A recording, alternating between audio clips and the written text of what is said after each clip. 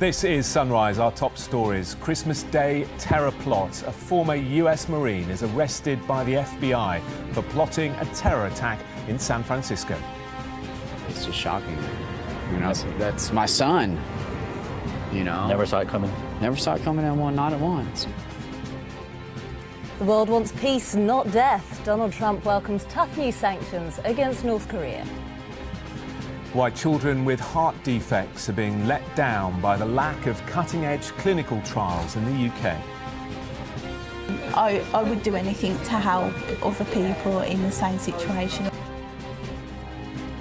How a rocket launch stunned people in California caught out by a mysterious bright light. And in sport, a 6-goal thriller between Arsenal and Liverpool in the Premier League.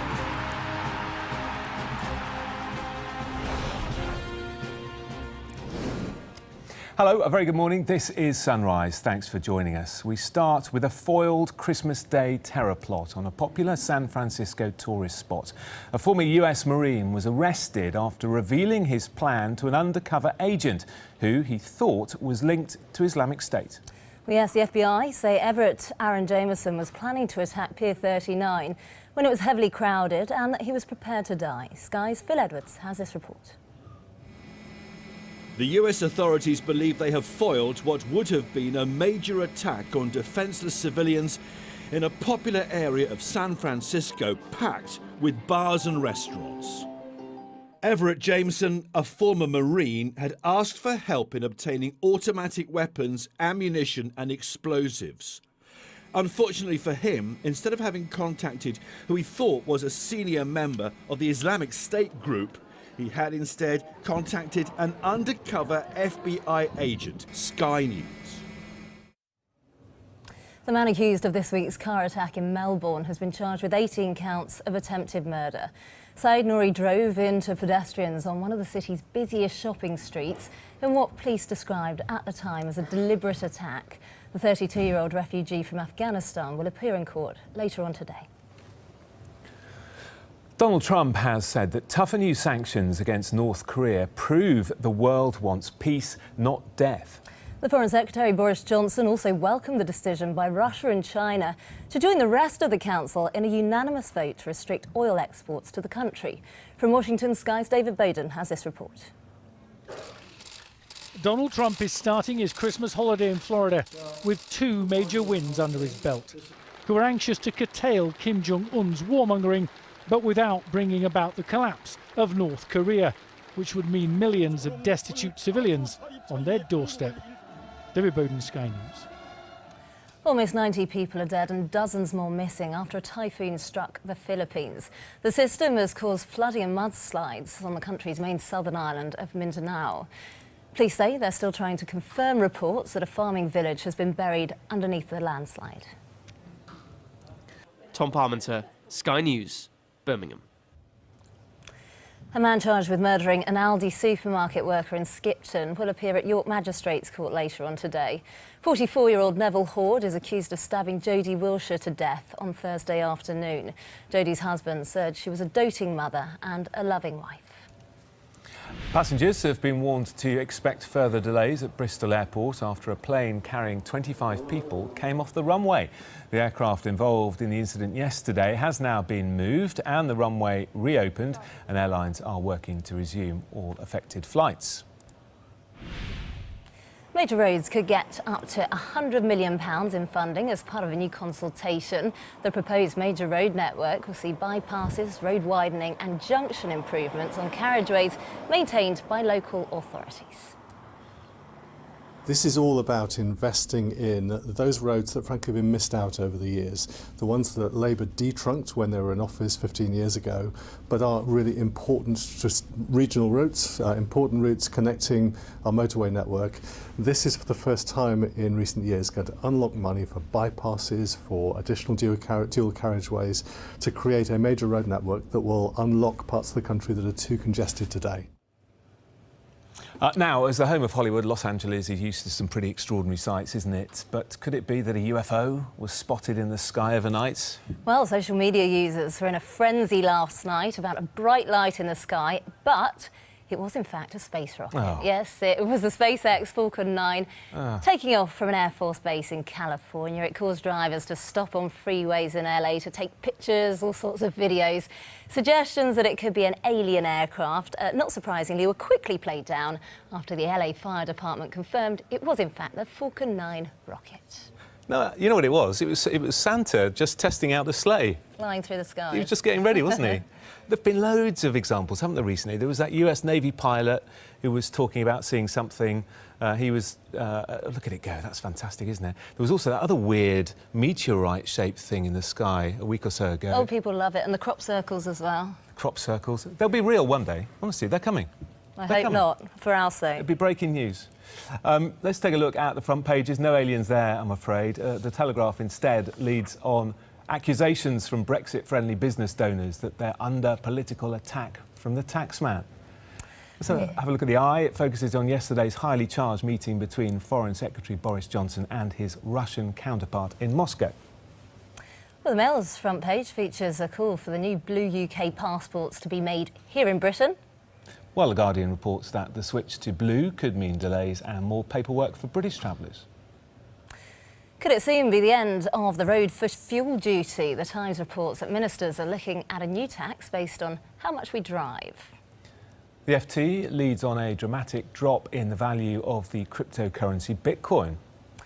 The Star leads on Princess Michael's apology for wearing a Blackmore brooch while meeting members of the royal family, including Prince Harry's fiancée, Meghan Markle.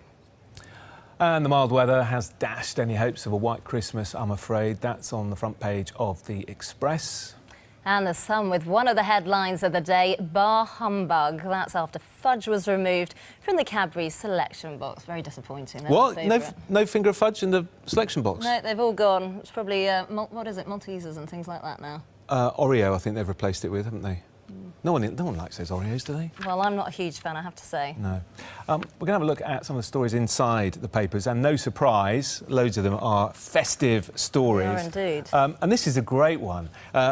Police, obviously around the country, sometimes struggle to catch criminals who perhaps have done sort of more petty crimes but fail to turn up at court or perhaps fail to turn up at a police station. Well, now detectives in Yorkshire have come up with a cunning ruse. More than 20 criminals fell for this. A Christmas ruse by police that tricked them into handing themselves in with a false promise of a free Christmas hamper.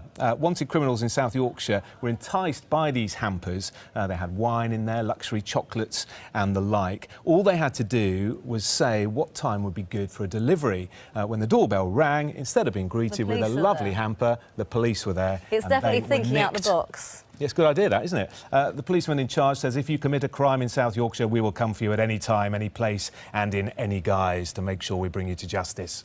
Not a very happy Christmas for some criminals in South Yorkshire. What have you found? So, I've got this paper here and the colourful packs of festive treats that we can't recycle. So, you know, the big festive boxes of chocolate. I mean, that for me is when Christmas starts. But yeah, assortment, like an assortment box. Exactly. But the wrappers on those, you can't recycle them. So they're calling for them to be clear packaging so that they can be recycled. Is that because coloured ones are harder to recycle than clear ones? Yeah, apparently it says here that, yeah, you can't recycle those ones. So they're calling for a change. But certainly in my house, a lot of those get eaten. How about you? Yeah, the ones that always get left are the praline ones. No one likes those. Or the coffee ones. We're not fans of coffee. No, they always get left at the bottom, don't they?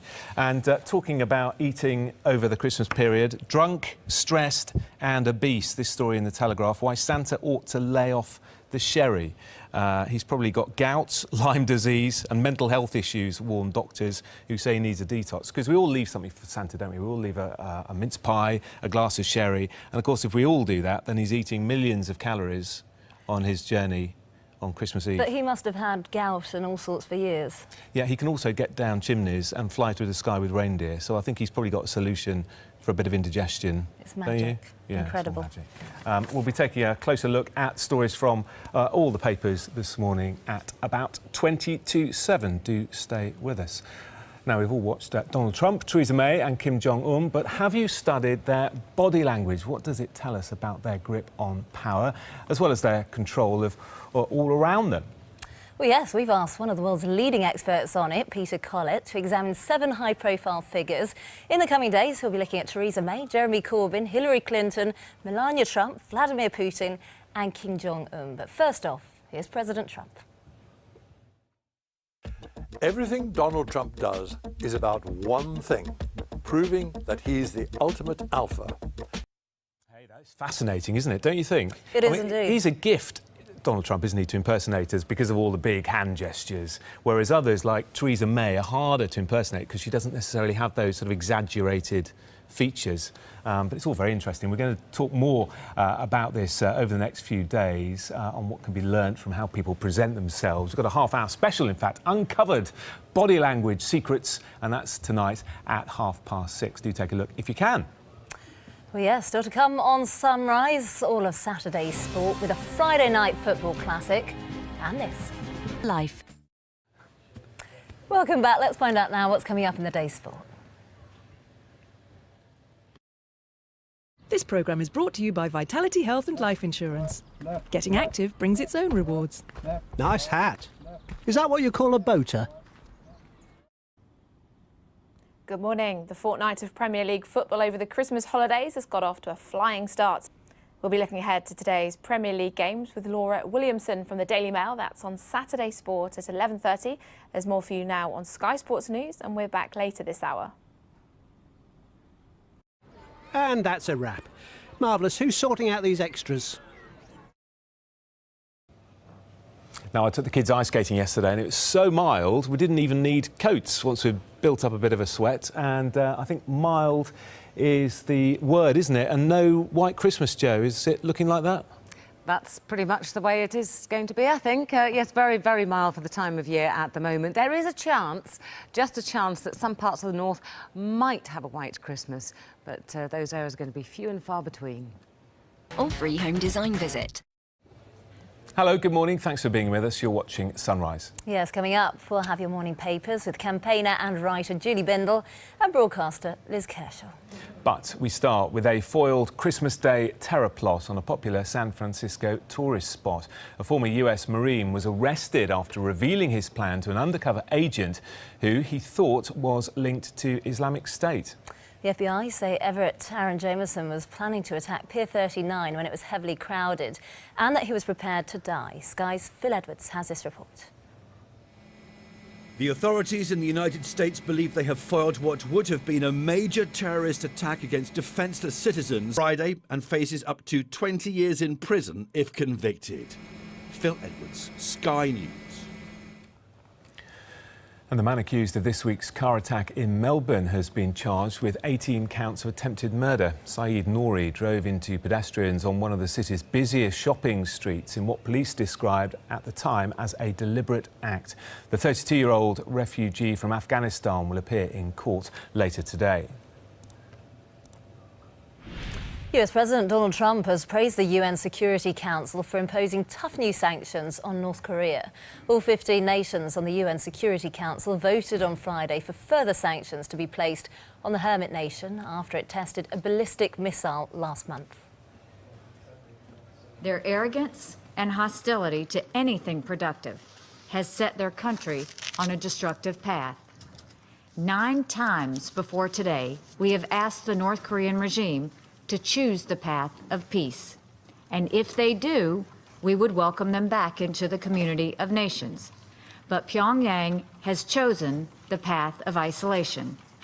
As we have in the past, we will continue to match the Kim regime's choice of aggressive actions with actions of international sanction.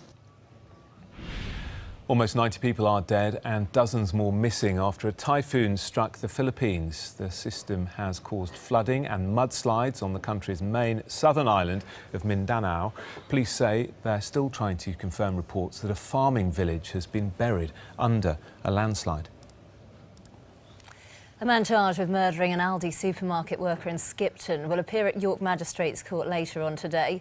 44-year-old Neville Horde is accused of stabbing Jodie Wilshire to death on Thursday afternoon. Jodie's husband said she was a doting mother and a loving wife. It's these trials in particular that can drive forward patient care. Now, boxer Anthony Joshua has had a busy year, hasn't he, winning titles in the ring. But with Christmas right around the corner, the world heavyweight champion plans to put his feet up for a few days before refocusing on whatever challenges 2018 might bring. The Sky's Jackie Beltrar spoke to him and sent this report. Anthony Joshua's feet have barely touched the ground. Now, he is very cool, isn't he? But he's also a dad, and I wonder if he's ever been found guilty of dad dancing, because I'm going to show you some footage now which will make you cringe. This is Conrad Gillespie. He has just won Best Dad Dancer of the Year here in the UK. And, look at him go. He's got some fantastic moves. We're going to be speaking to him a little bit later. It's that time of year, isn't it, where people go to Christmas parties, maybe have one too many glasses of mulled wine, stick on some music, and then embarrass themselves. Do you know what his trademark move is, Rebecca? What's that? It's him starting off on all fours. We might see it in a second. He then raises his right leg and swings it in time to the music. You know what, I can sympathise with this because my dad is so embarrassing, but I'm not sure he even gets to that level. I mean, great dance moves, you've got to admit, but still pretty embarrassing, no? Well, we shall be speaking to him and his kids, hopefully, a little bit later here on Sunrise to find out exactly what they think of it. But right now, let's have a look at the papers with campaign and writer Julie Bindel and broadcaster Liz Kershaw. I bet you've seen some examples of bad dad dancing, haven't you? Over the years? I do dad dancing myself. What do you mean? Is he coming in? Because I want to dance with him around my handbag. Me too. At this special time of year. Come on, Eileen. Oh, I swear, honey. At this moment. It's got to be Free Nelson Mandela for me. All right. I've never danced to that one. He does a very good Rusty Robot. Well, I think we'll have to ask him to show us, won't we? Big fish, little cup. Yeah, box, isn't that's it, yeah. We'll have a dance-off when we get back in the green room. Yeah, it's that time of year. It is that time of year. Good to see you both. Thanks very much for coming in.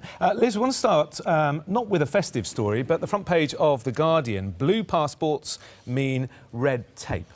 Well, the EU's got a whole PR machine funded by us, the EU taxpayer, to put out these scary stories. So every time there's a development, this machine goes into overdrive and comes up with something to horrify us. And they're now saying, we'll get rid of the EU bit on the passport, change it to blue, and you'll all be standing in line for 12 hours like you do at JFK going into America. I can't see why, because if you've got now so much automation, and the chips and all the technology, that it would only be bloody mindedness that said you can't use that to walk through. Well, but I don't mind. I accept it. You know, if you go to many countries, you've just been to India. I'm sure you can't just breeze in there, can you? No, I mean, I had to buy a visa, an expensive visa, and then there's more red tape than you can imagine. However, we don't really want this for travelling to the 27 countries that we used to have, or we do right now, up until Brexit, that we used to be able to live in. So we've now swapped the right to live in 27 countries to queuing at airports. Well, we're still going to retain that. That's been promised as a reciprocal arrangement. But Liz, it was promised that we would have how many £1 million a week for the NHS? Oh, not that if we one, actually Julie. left the EU. Come on.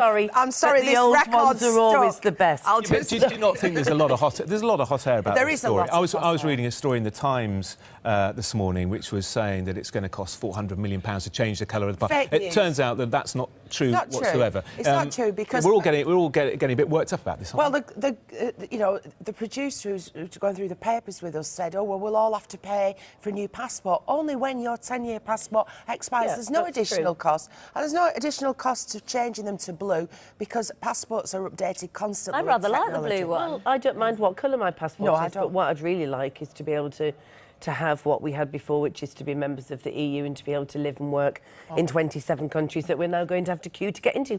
And there will, Liz, be some kind of visa for many countries that we used to just swan in and out of, which means bigger queues. Just you wait next time you go to Spain for your holiday. Bigger queues, because when you're coming into Gatwick, it might actually mean fewer queues. Well, surely. when you travel to the countries that we're used to being able to just flashing our EU passport at, which also says that we're UK citizens, so I don't know what this argument about sovereignty is, then you will actually have to have, for some countries, some type of visa, like the visa waiver that you have when you go to the States. Well, Julie, let's have a bet, right, on live TV. Come on, then. Into 2019, I bet you a drink in the departure lounge, Right. the airport of your choice, Right. a large Tanqueray tonic, that this doesn't happen. Well, I'll tell you what then, if it doesn't happen, I will appear on Sky Newspaper Review wearing a bikini. Great, you saw it here first. Oh, don't say that. That's like that's a promise. That is now on tape. We have that. Great. Let's talk about a story you found in the Times, Julie.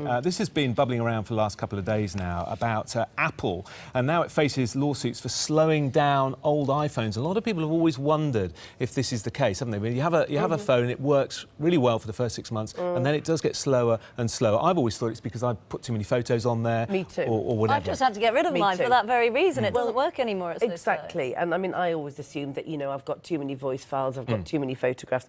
Not the case as it happens.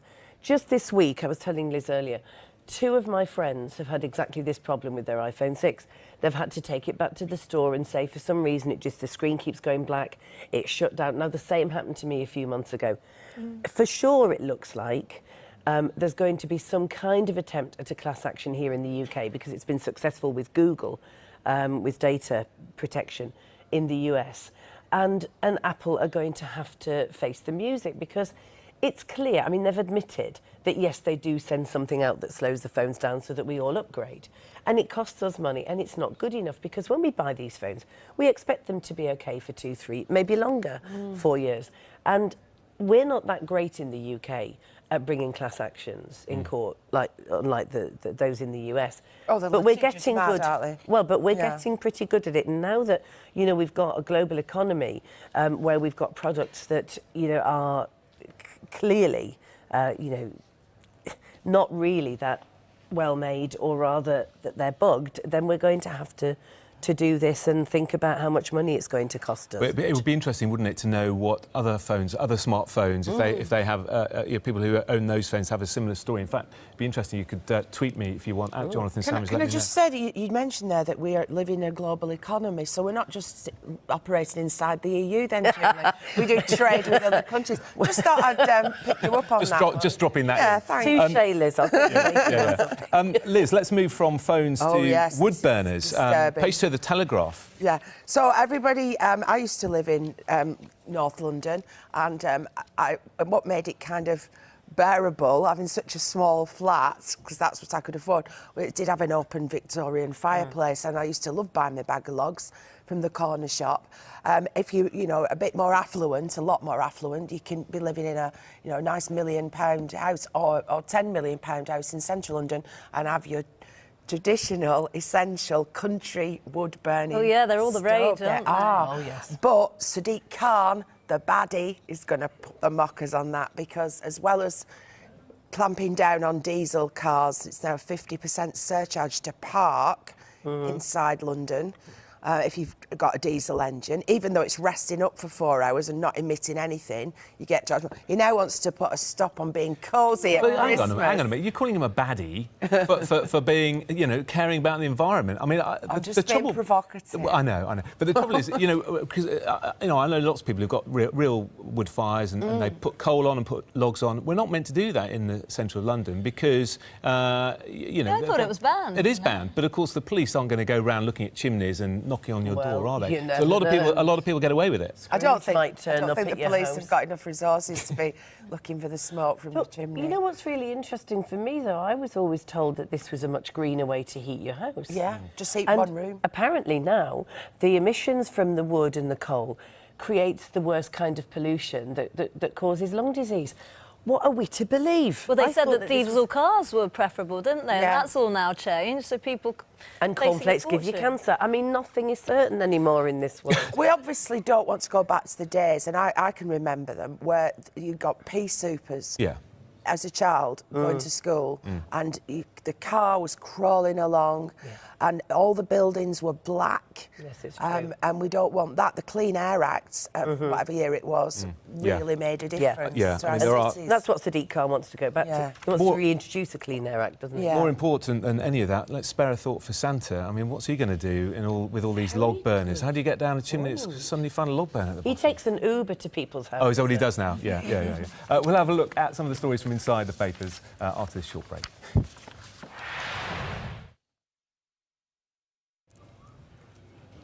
Welcome back. We're discussing the papers at the moment, and one of the big things is DNA tests. Apparently they're hugely popular, so if you're after a stocking filler, perhaps a good idea. I think it's a bit dearer than that. I don't think it'd be a stocking filler, but it's the craze that's sweeping America in terms of Christmas gifts, and the worrying thing is that we always kind of follow, don't we, get sucked in culturally. And the TV advertised here, so you buy your loved one this kit, and you know, after your turkey and sprouts, you do a quick swab around the mouth and send it off, and you get the results. Now it sounds fun, and I must admit, me and my cousin have discussed getting our DNA done because we think that my grandfather had a lot of sub-Saharan African in him because he just had those features, and he, although I'd sit here now all pale and washed out, he had those features, and he went just brown in the summer like that. Anyway, so we thought that'd be fun to find out. Just to make clear, this is to look at your ancestry. It's not to settle paternity disputes. No, well, there's the thing. There's the thing, because I was going to say it's a bit Jeremy Kyle. It is because there have been cases in America where people have handed over this fun gift, and when the results have come back, there's one girl. I was reading an article the other day. It said the man that I thought was my beloved doting daddy. It showed he wasn't actually my biological father. Dangerous stuff. You can get a shocker, and if unlike me, who would, welcome whatever news I got about my family's origins. I remember a programme on the television when Margaret Thatcher was still Prime Minister, so nearly over 30 years ago, and they tested famous people.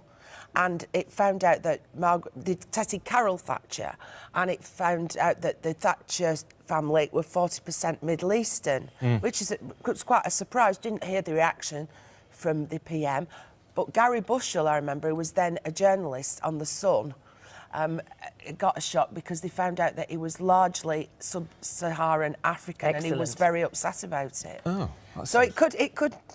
Well, I think the advice maybe is steer clear and just stick a tangerine in there. Well, and if you do fall asleep on the sofa and you feel some kind of like swap coming towards you, I think let's stick with the board games. Stick with the board games. Thank you both very much. We shall see you again shortly. Right now, we're going to have a look at the sport with Gemma. If last night's Premier League action is anything to go by, expect plenty of drama over the holiday fixtures. Sponsored by Qatar Airways. Lots more still to come, including a former US Marine is arrested by the FBI for plotting a terror attack in San Francisco.